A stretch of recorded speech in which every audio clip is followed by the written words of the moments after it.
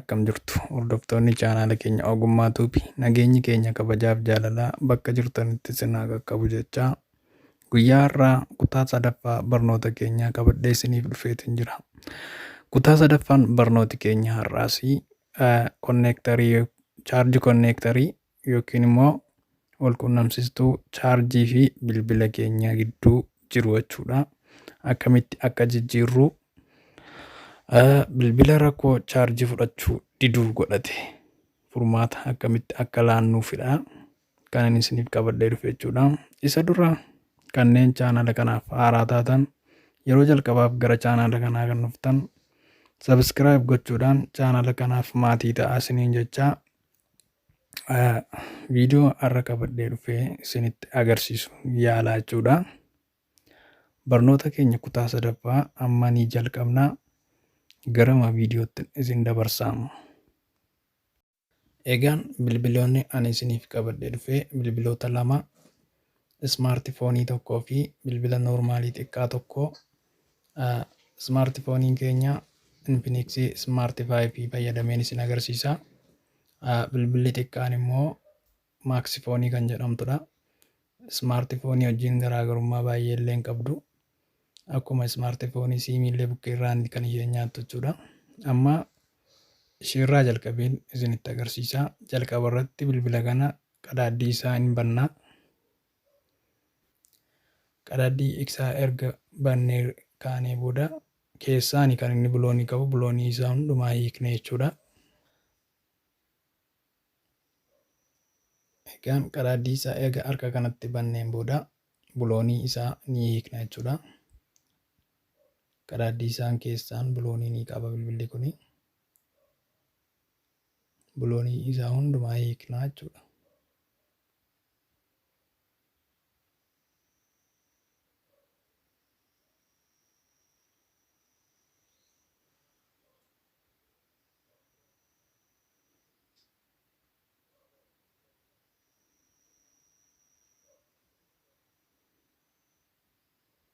Ergi biloonii isaa hiiknee booda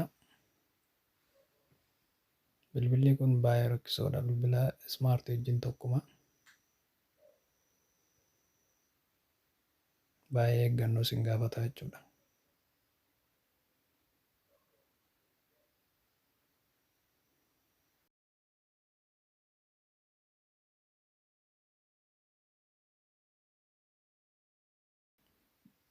Kirriidhaan qabateera baatiriin isaa yookiin dhagaan isaa. Dhagaa isaa kana kirrii isaa lachuu gagadhiisisna jechuudha. Erga akkasitti gadhiisisnee booda keebilii isaa eegganneetu irraa baasnaa jechuudha.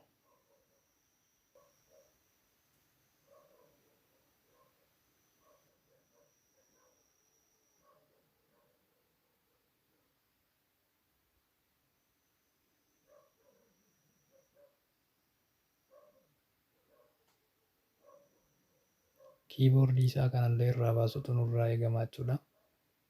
Yommuu konneektarii yookiin chaarjii konneektarii sana isa gubate irraa baasnu gubachuu waan danda'uu fi laastika waan ta'eef kan irraa baasuu qabna jechuudha. Irraa baasnee iddoo gaarii kaa'achuun nurraa eegama. Eega akka kanatti irraa baasnee booda bilooyerii keenya yookiin immoo goordaagii fayyadamnee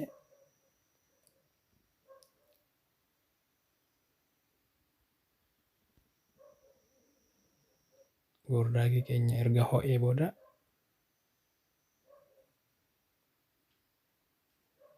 jalarraan itti qabneetu jechuudha kan irraa baasnu.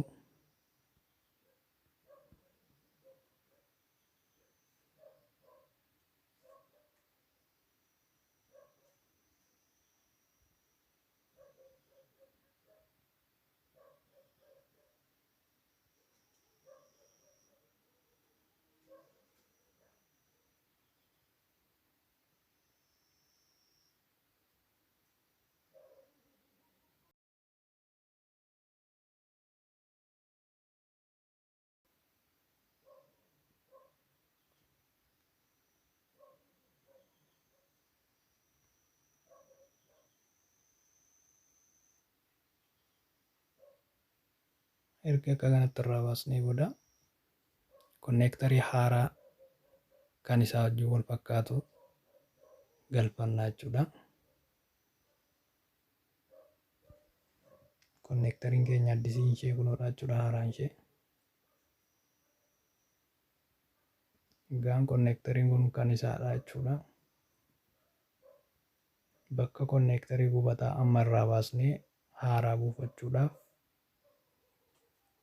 dursa konneektariin kun haaraa waan ta'eef miilla 5 qabaa. Miilla 5 kanatti liidii itti bubbuufachuu qabna jechuudha. Liidii itti diddibnaa jechuudha. Sirriitti akka nuuf qabatutti miilla 5 inni qabu kanarratti liidii diddibnaa jechuudha. Peestii kaawuyyaa keenya peestii keessa cuccuufnee liidii akka inni sirriitti qabatu gochuu qabna jechuudha. Boordii bilbilatti qayyarullee itti jijjiirrullee sirriitti peestiidhaan liidii itti diddibuu qabna jechuudha. Egaan erga liidiin sirriitti itti nuuf diddibateeti goordaakii yookiin bilooyerii fayyadamneetu akkuma amma baasnetti deebisnee galchina jechuudha. Jalaani kan bilooyerii itti qabnu, irra keessaan immoo qabduu keenya fayyadamnee itti sirreeffannaa jechuudha.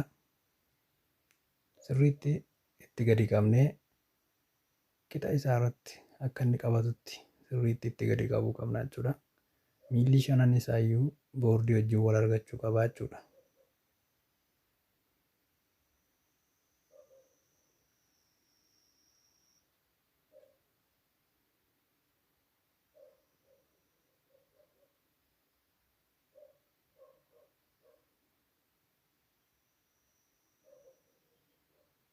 Amma bifa bareedaa ta'een naaf qabatee jira.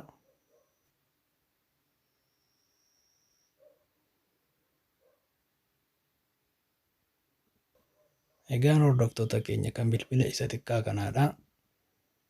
Bifi ittiin konneektarii chaarjii jijjiirruu kana fakkaata. Kanneen isiniif hin galle koomentii naaf barreessaa. Yaada qabdan koomentii naaf godhaa isiniin jedha.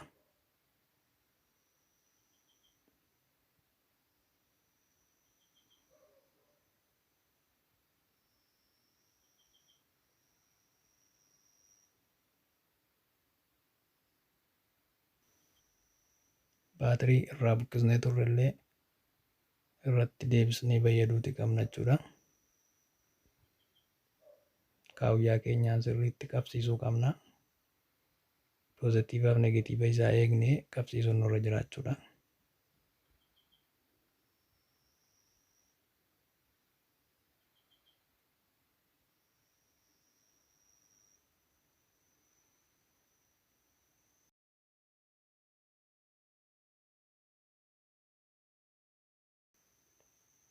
Akka ajaa'ibaatti milkoofneerra jechuudha. Kana fakkaata. Egaan amma immoo kan bilbila ismaartifoonii yookiin Infinix Smart 5 waliin haa ilaallu. Jalqaba irratti bakka siimii isaa keessaatii ni baasna. Bakka siimii isaa baasuu dirqama jechuudha qadaddi isaa banuudhaaf. Erga bakka siimii isaa keessaa baasneetii booda qadaaddi isaa qas jennee suuta jennee qeensa keenyaanii naannessinee bannaa jechuudha.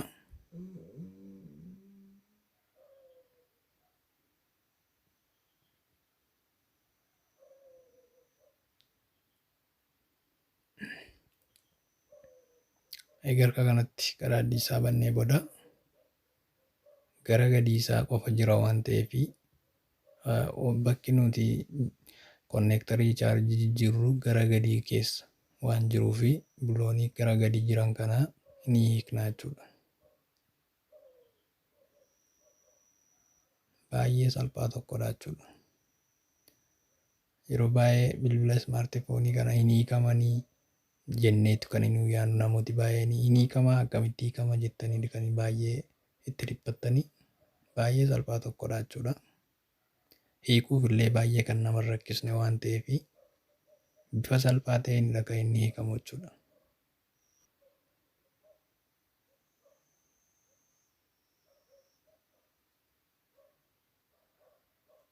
Erga akka kanatti biloonii isaa hiiknee booda boordii ishee xiqqoo mul'attu kanadha jechuudha kan irraa fudhannu. Vaayibireetarii isaa miila vaayibireetarii isaa hin gagadhiisna. Shiboo isaanii gagadhiisisna jechuudha. Kaawiyyaa fayyadamnee gadhiisisna. Kana booda keebilii yookiin wal quunnamsiistuu boordii lamaanii kana garraa baasna. Boordii ishee xiqqoo kana ni fudhanna jechuudha. Asirra jira jechuudha wanti nuti jijjiiruu barbaannu sun konneektarii chaarjii jechuudha. Wal quunnamsiistuun chaarjiif bilbila keenya ishee kanarra jirti jechuudha. Baay'ee salphaa tokkodha kuni.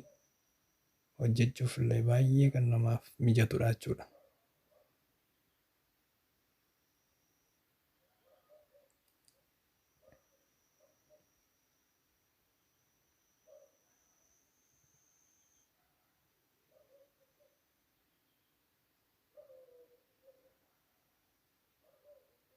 Waan nuuf qabu irra kaawwannee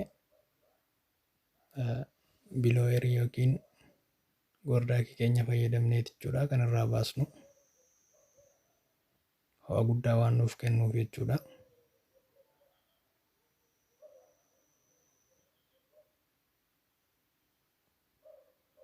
Irra keessaa yoo itti qabne irra caalaa dafee nuuf ba'a jechuudha.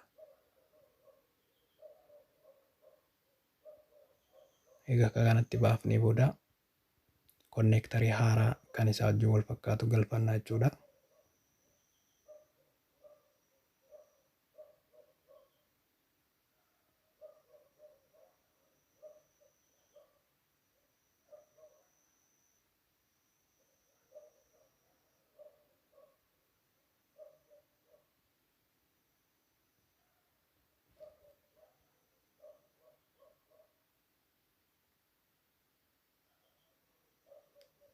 Konneektarii biraa kan isaa wajjin wal fakkaatu haaraa galchina jechuudha. Egaan konneektarii kan isa kanaa kan nuti galchinu kaawiyyaadhaan jechuudha. Maaliif boordiin gidduun isaa baqaqaa waan ta'eef yommuu gordaakiidhaan afuufnee galchuu yaallee keessa isaatii pilaastikiiwwan jijjiran ni gubata jechuudha. Kanaaf akka inni hin gubannetti qixa isaa irratti qabannee kaawiyyaadhaan miila isaa keessa gadi lillichisna jechuudha. Akkuma argaa jirtan kanatti erga akkasitti qabsiifannee asiinis naannessinee ni qabsiisna. Kun kaawiyyaadhaan yoo gale irra caalaa filatamaadha jechuudha. Hin gubatu jechuudha keessi isaa.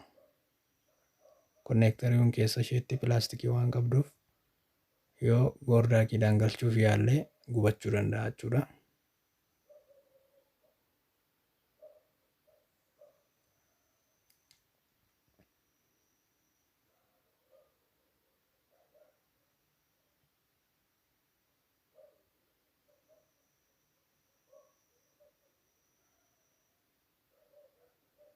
Egaa akkas goonee booda miila isaa shanan dudduuba sana jiru boordii irratti qabachuun irraa eegamu shantu jira.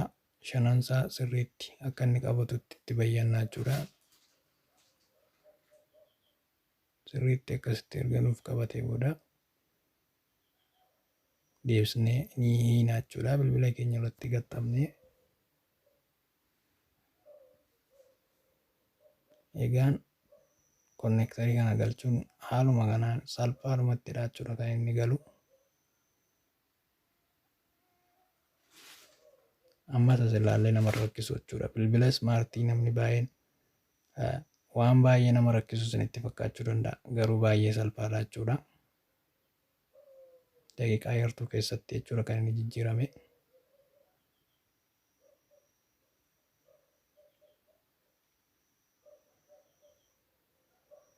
Bakka isaatti deebisnaa jechuudha. Isa booda keebilii isaatti gadi deebisnaa. Kana booda vaayibireetarii irraatii gadhiisisnee turre deebisnee irratti guggubnaa jechuudha. Irratti gubuu nu gaafata jechuudha isa silarraa baasise.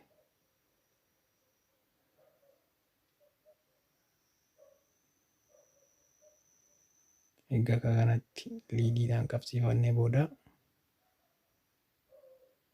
kabarii isaatti deebisnee ni hiinaa jechuudha. Biloonii keenya hunda isaatti deebifannaa jechuudha.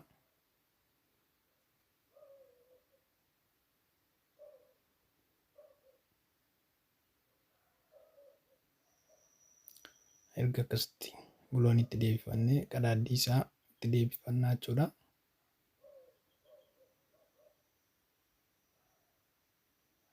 Bakka siimiin taa'ullee deebisnee ni galchina. Mee walumaan haa ilaallu jechuudha chaarjiitti goone. Bifa nama gammachiisuun sirraa'etu jira jechuudha.